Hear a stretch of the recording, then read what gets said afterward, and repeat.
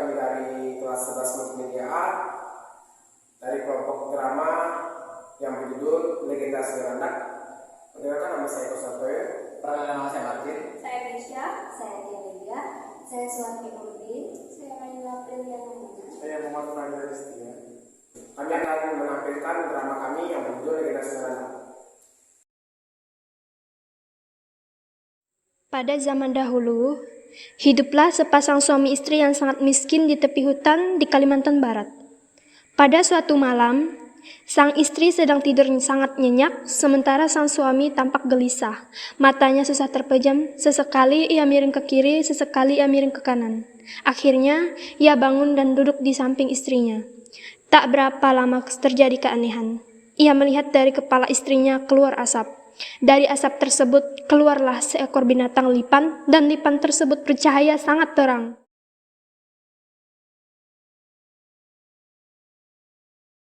Tak lama kemudian, lipan tersebut merayap dan keluar dari rumah mereka. Sang suami sangat penasaran, dan ia terus mengikuti arah lipan yang mulai menuruni tangga.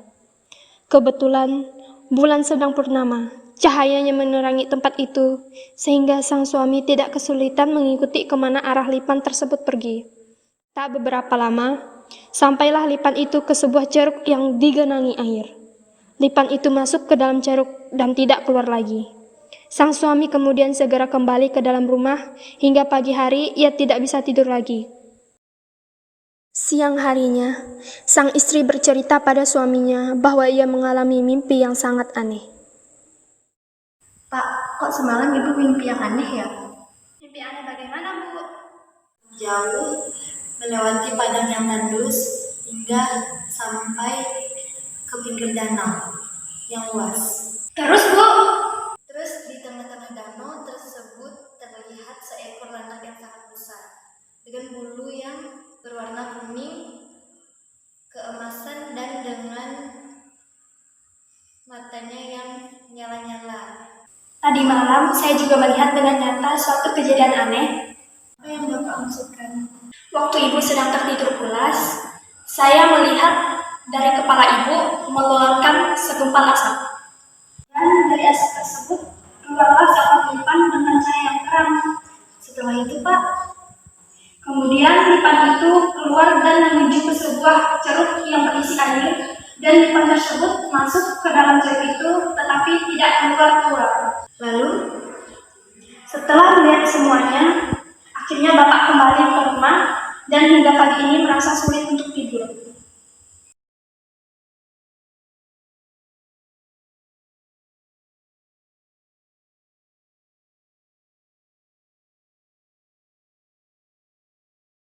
Akhirnya, barang tersebut berhasil diambil.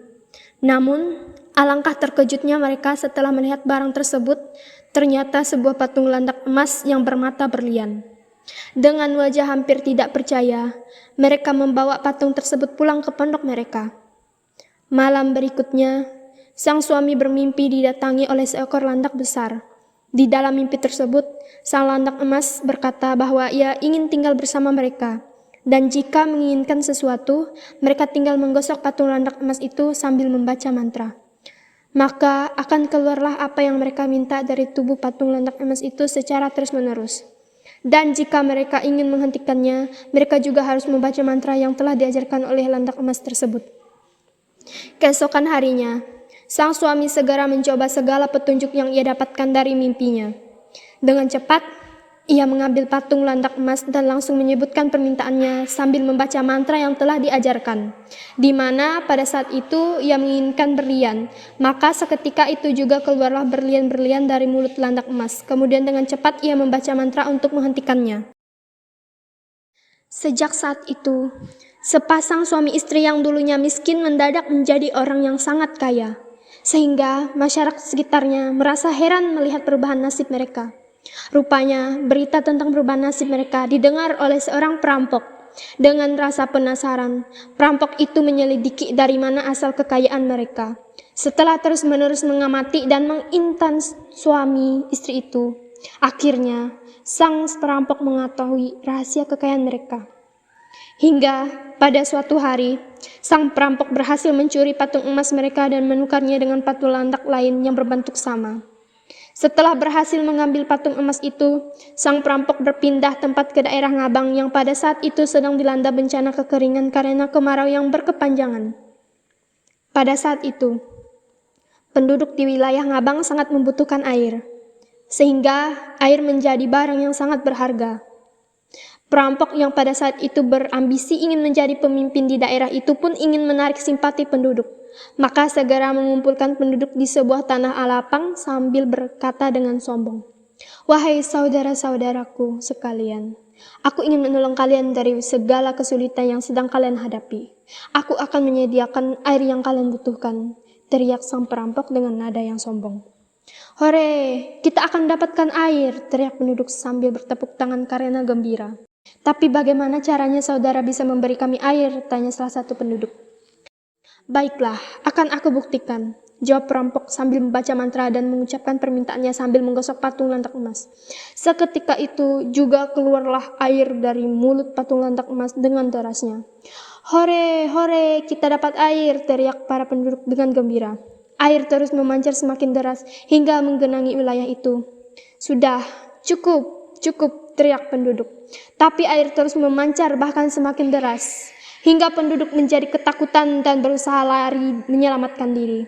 Sementara sang perampok yang tidak mengetahui mantra untuk menghentikannya terus berusaha dengan cara menutup mulut patung landak emas itu.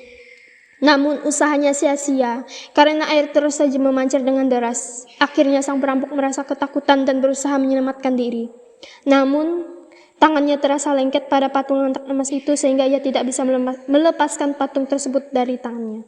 Lama-kelamaan air yang memancar itu menenggelamkan sang perampok bersama patung lantak emas. Air terus memancar dan mengalir hingga membentuk sebuah sungai. Sungai itu mula-mula kecil namun kemudian bertambah lebar.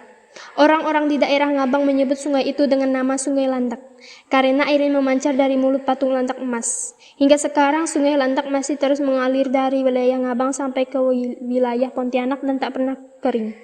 Menurut kepercayaan sebagian masyarakat di wilayah Ngabang hingga kini, patung lantak emas itu terus memancarkan air emas dan berlian, sehingga sepanjang aliran sungai Lantak banyak kita temui orang-orang menambang emas dan berlian.